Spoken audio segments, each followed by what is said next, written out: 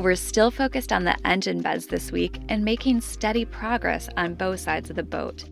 Just about a month ago, we received our full propulsion package from Hybrid Marine in the UK, an electric motor for the starboard owner's hull, and a diesel-electric hybrid system for the port guest hull. Because the new diesel engine is slightly larger than the 30 horsepower one we originally planned for, back when we purchased a used unit early in the build, Matt needed to modify the stringers in the port hull to accommodate the extra size. It has a larger base, so that has gone up to 350 millimeters for the back, but because of the hybrid system, they made custom mounts for the forward section.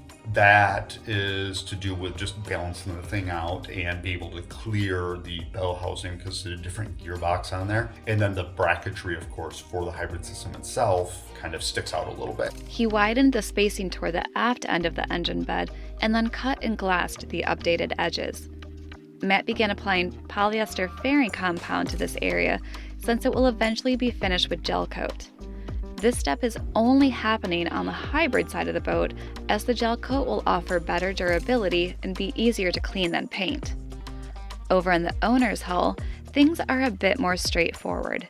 Since this compartment will be easier to access and less prone to messes during operation, we'll eventually be finishing it with Alexseal 501 top coat paint instead of gelcoat. The prep work here is also simpler. I've been smoothing out the surface using TotalFair epoxy fairing compound, and now I'm following it up with a few coats of our Alexseal primer to get it ready for paint.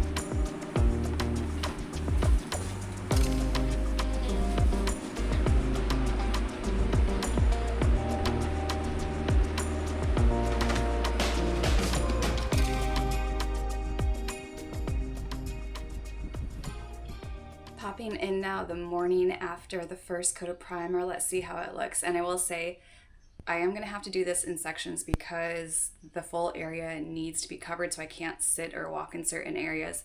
I did just the kind of vertical walls yesterday. Already it's looking quite different, and I still have to sand the fiberglass off that area, so I haven't done it yet. But the rest of it is looking very good. I am very pleasantly surprised with just the straight upright walls here. Of course, they're going to be the easiest. There's not that many seams where the fiberglass needed to be blended in. The harder part was always going to be these outer walls. But again, with only having done the guide coat once and just having done most of it through feel alone, I feel it's pretty good, but it is going to need some work. Can pretty easily tell where I didn't get the third coat on, so I will be hitting that today. And I think the plan is going to be to start at the aft end and do up until here, maybe some more of the floor, let that dry, and then come do the more forward section. Luckily, I'll still be able to step on this, hopefully, without tracking paint everywhere, because this will not be done until we glass those mounts in later. And although these things never show as well on camera, I could easily tell yesterday in this section here that there is definitely some unevenness. I think at the aft portion, I've got it pretty smooth, but here there's definitely going to need to either be some sanding down of high spots or filling of low, and that guide coat will help me out with that. forward section looking pretty good. So I'm going to give a little scuff sand to this area behind me since I will need to key the surface before I can get that third coat of primer on it. I'm going to key the bottom surface here, as well as get a couple of areas that I had put a little bit of extra fairing compound on, knowing that they wouldn't get hit until today. So we'll get those sanded, cleaned up, and then I will start mixing up the primer to get on this area.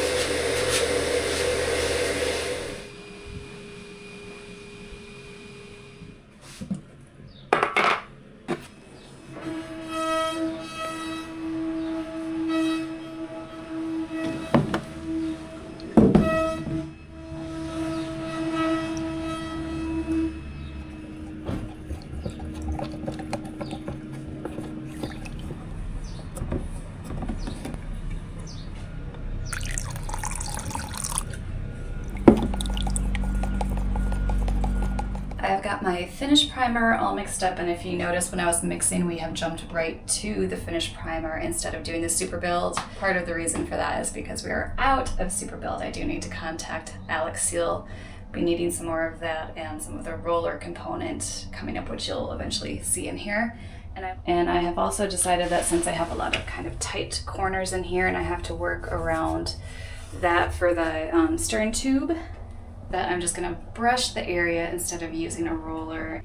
And because I can get this nice little 2-inch brush at the Dollar Tree for just $1.25, I really don't mind using that instead of the roller. And if I can clean it well enough, then I'll be able to use it later too. So hopefully these 3 coats will go on quickly and I won't need to make up more primer because of the annoying 15-minute induction time for an epoxy primer, but let's see how it goes out.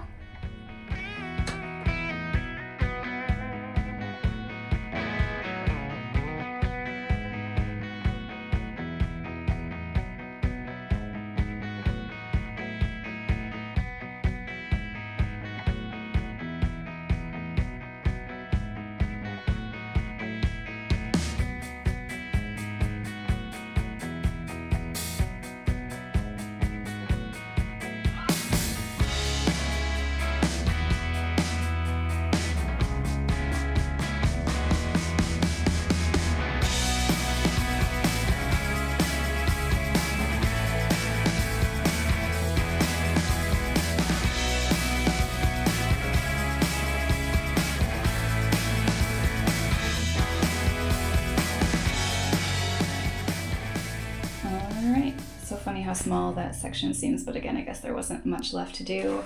So I was able to get 4 coats with the paint that I had. Hard to tell really if the brush was any better. I really don't care that much right now because it's just the first coat if I'm trying to get a finer finish. Not really sure which would have been better, but we'll let this dry.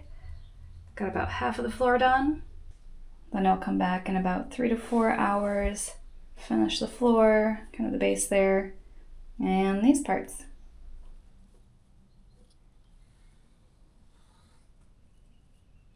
Just finished with a 2-hour lunch, and part of that I think I mentioned before is because we're getting up earlier in the day now to try and siesta.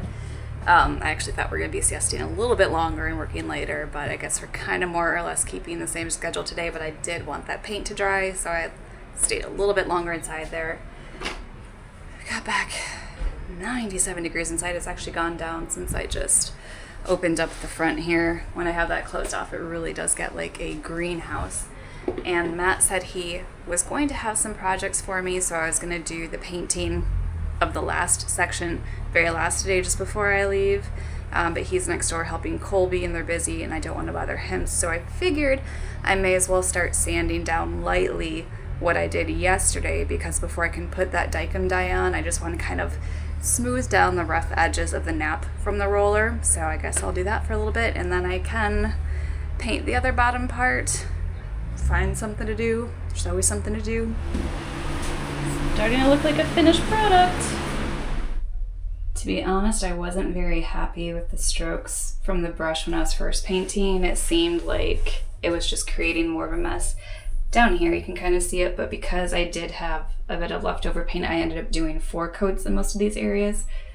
So versus the texture from the nap on here, I think it actually did kind of better, but I will just leave this area to kind of sit and then focus myself up here right now.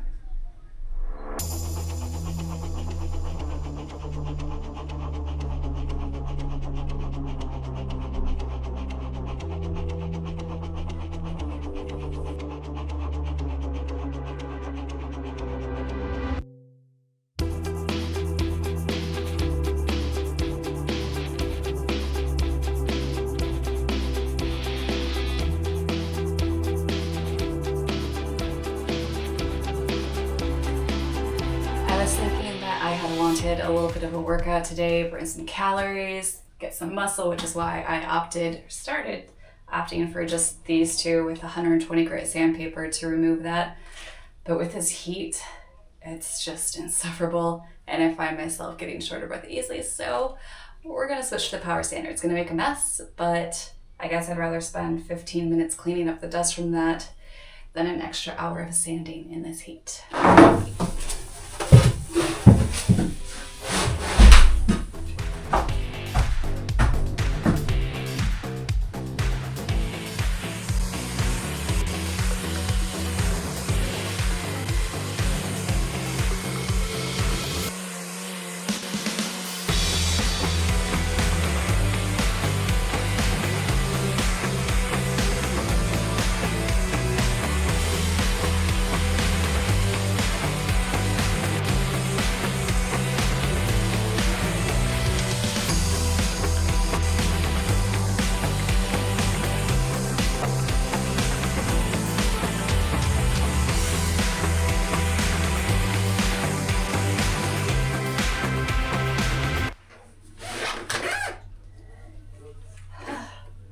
That was definitely the quicker route of doing it.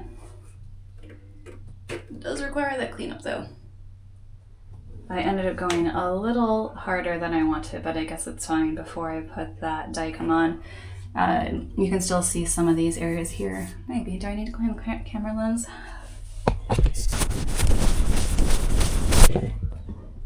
Okay, yeah. In some of these areas here I got down to fiberglass, and right above it, it's still very kind of like dimpled pocketed, so that's a low spot. I'm gonna do these by hand with a sandy flexor, because otherwise the DA would just dig into those corners. Same thing as down here, you know, round sander, square corner, touch up those areas. The back is looking really nice. I'm quite pleased with that. So is the forward side. And the good news too is because all of this is sanded down now, when I go to prime that last section, I think I'm just gonna make up extra because it was such a pain yesterday having to make a little bit more. So I'm gonna make more than I need, and whatever I do have left over, I can now put it on some of these areas that I know are low. It may not completely fill everything, but hopefully it will mean less fairing in the next couple of days. Coming back to work on the port side hull, which is going to have the diesel electric hybrid, and with the gel coat we're using the polyester fairing compound. I applied some last week, and it has been hot, so it really should have had time to cure, and this side seems to be okay. Even went through and sanded a lot of that down, but the outboard side here has given me nothing but problems, especially this section here. I didn't have my camera the other day, but nothing cured. So I was just using a little tool like this. We actually get think of like dental picks in, and literally just like scraping it. It was all coming off. So I don't know if there's still any, yeah, like right there you can see it. Let me just look at that come off in sections. None of that's cured. It's gathering there. I've tried sanding it with just one of our DeWalt old sanders, 40 grit, and this happens in maybe 20 or 30 seconds of sanding. So now it's time for a trick that we used when we first started fairing and couldn't get to cure. We're just gonna cover it with styrene, wait like an hour, and usually that helps it. So hopefully this will be like the last section, because I have gone through I don't know how many of these trying just to get it off, and basically start from scratch, hoping I catalyze it right this time.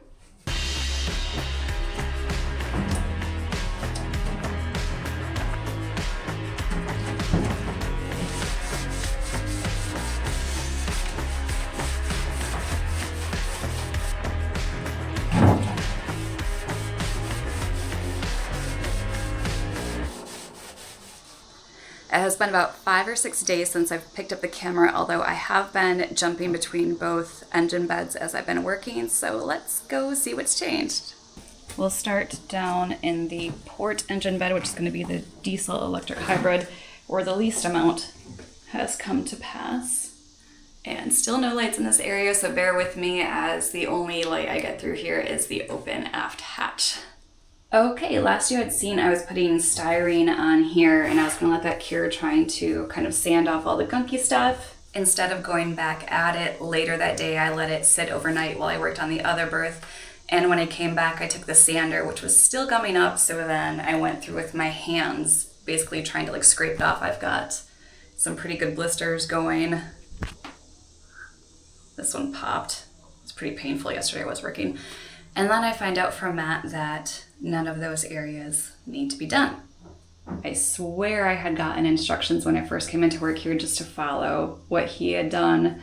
So, you know, don't worry about the back wall, don't worry about the upper part there, just kind of here, leading down into the engine bed floor, the sole.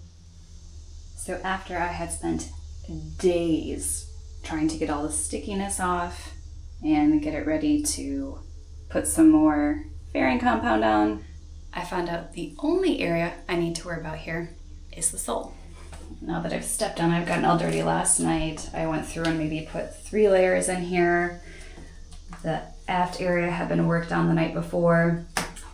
And I'm also working on these little bulkhead supports here. So I was able to get a first coat on those yesterday. I'll be ready to sand now. Just need to hit the front side with some 40 grit. Sand this down, apply a little bit more polyester fairing compound. And Matt has ordered the gel coat that's going in here from TotalFair, so that should be getting in the next day or two. Don't know when I'll be ready. I still have to do the coats and stuff, so that's what I'm going to be focusing on for the most part today, especially since with these higher temperatures, I only have to wait less than 5 minutes before I can put another coat on. But let's go take a look over at the electric motor bed on the owner side now. Forward part of the sole still has not yet been primed because I get too tired at the end of every day to mix them up. But what I felt like doing instead apparently is going through and using our TotalFair on everything else. Now, I hadn't even gone through and put the guide coat on there, which was the whole reason, if you remember, why I wanted to get the white primer on, because I was having a very hard time with all of the different shades of green trying to find the high and low spots. So I thought if I get that white primer on, put on the blue Dykem, sand it off, I'll find my low spots quite easily. But as I was waiting to do the primer and I did that light sand, I could see some low spots in there where the sander just didn't touch. And if you remember the inboard side, you could very easily tell there were some low spots. So I started filling them, and I'd have a little bit of extra. So then I'd kind of fill some of the gaps that the sander just didn't hit. It was a little pebbly. Kind of same thing, fill more. And then one day, I don't know, I got bored and I just started filling all of the low spots. And then I just did like a light coat on everything, and then it kind of got out of hand. So now I'm at the point where I don't care. There was just a few more low spots I was addressing. I'm gonna sand that down today after I get some fairing compound in there. And this afternoon, I am going to prime the entire thing. As I get started down here, I'm not really too worried about trying to get it as smooth as possible. I'm not even gonna bother going through with the power sander, so just a little block with some 80 grit because mostly I just need to scuff the surface. I think that was sanded yesterday. It definitely likes to leave footprints, but yeah, I'm just gonna scuff down the surface, bring down some of the higher lines, coat that again, and same thing back here, just scuff, bring down the lines, get a few coats on.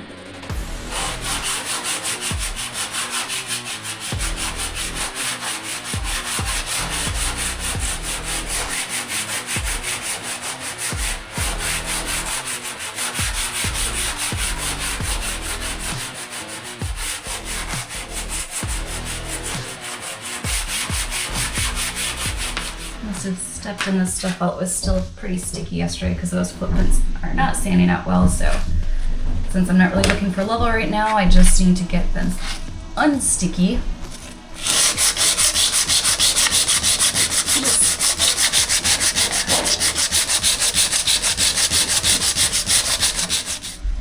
This guy.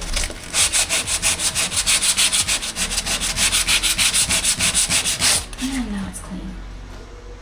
And now you can see how I ended up with so many blisters as I did that exact thing to all of the sticky areas behind me here.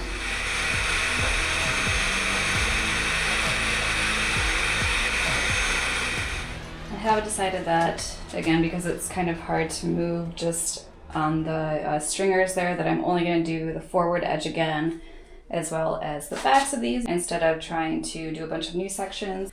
And that will allow me to make sure I get to the other side, prime the four walls and that forward section of the sole. And if I finish that and still have time, then I can come back here and do more, which means the stuff would be dry as well, dry enough hopefully for me to work around it. But at least I'll feel like I got a good deal accomplished today. A new jar of our polyester fairing compound. And I can't remember if I said this already, but I found out the trick to doing this is to get it on thick. It was those very thin layers that were giving me the issue of just getting too sticky and not being able to sand. And it's a good thing because I really have to pile it on down there. There are so many low spots I have to fix to make it a smooth, level surface.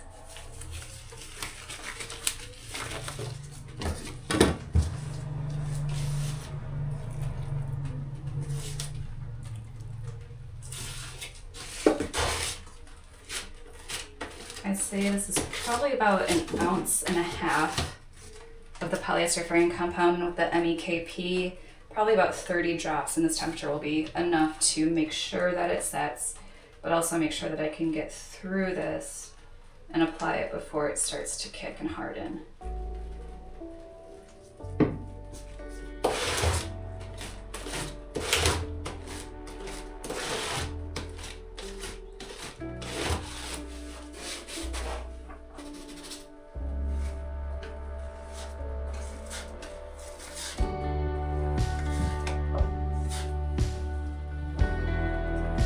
Can't see it right now. There's a big gap on the side, which I'm not too worried about, knowing that I'm going to be doing multiple coats. In fact, sometimes it's easiest just to kind of get the base level, and then once that starts to kick a little bit and I can go over this without it moving on me in about 5 or 6 minutes, then I can go back with the next round and fill in those very obvious low spots.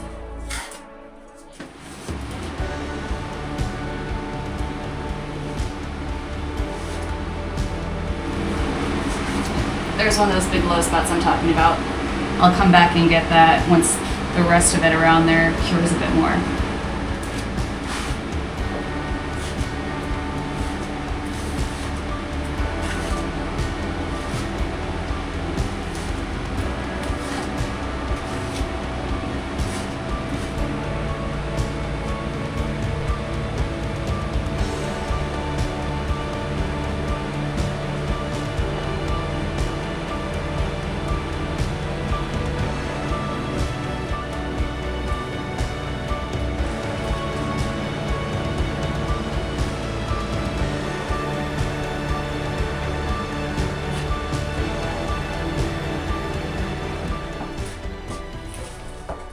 Are you kidding me?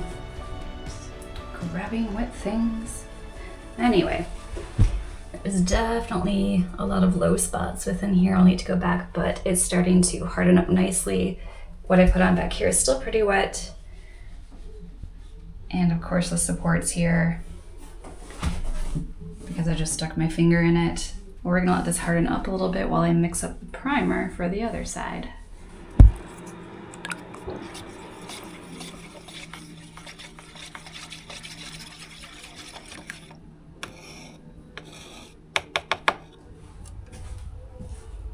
Just set that here for now.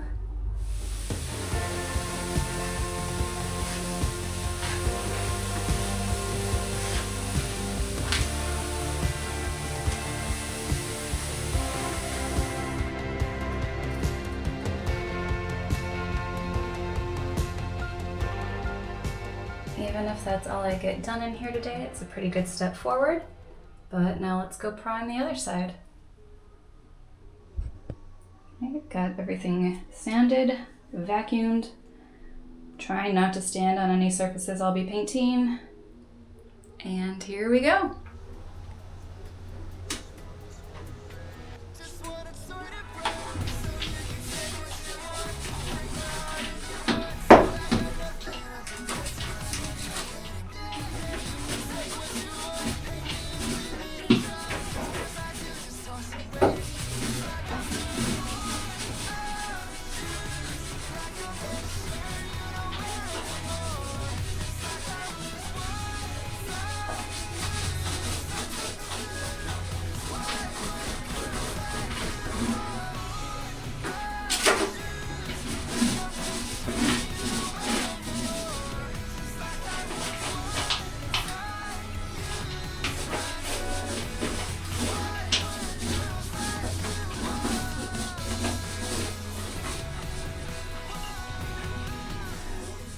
Going to be a short little review because the fumes in here are toxic, but I was able to get 2 new coats surrounding on all of the hull sides, 3 coats on the sole, which I hadn't hit before, which for all of this tomorrow should give me the opportunity to start putting that guide coat on and find out what still needs to be touched up.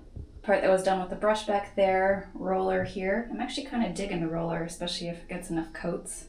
Got the one shelf done on the outboard side.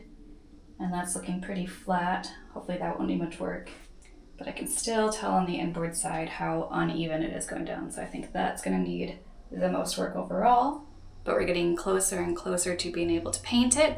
Again, it will be with our Alexseal 501 top coat. And this time I'm gonna try rolling it instead of spraying it. We've got a rolling additive coming. So it'll be kind of interesting to be able to compare it to all of the surfaces here that we had sprayed before. So good progress coming along in these, and then make sure to watch our next episode that we release because it'll be the progress of our helm seat. It will go from where we just kind of had the concept with the MDF board to laminating foam and Nidacor, putting it all together, glassing, priming, hopefully getting that attached right up above me in the next week. So make sure to stay tuned for that.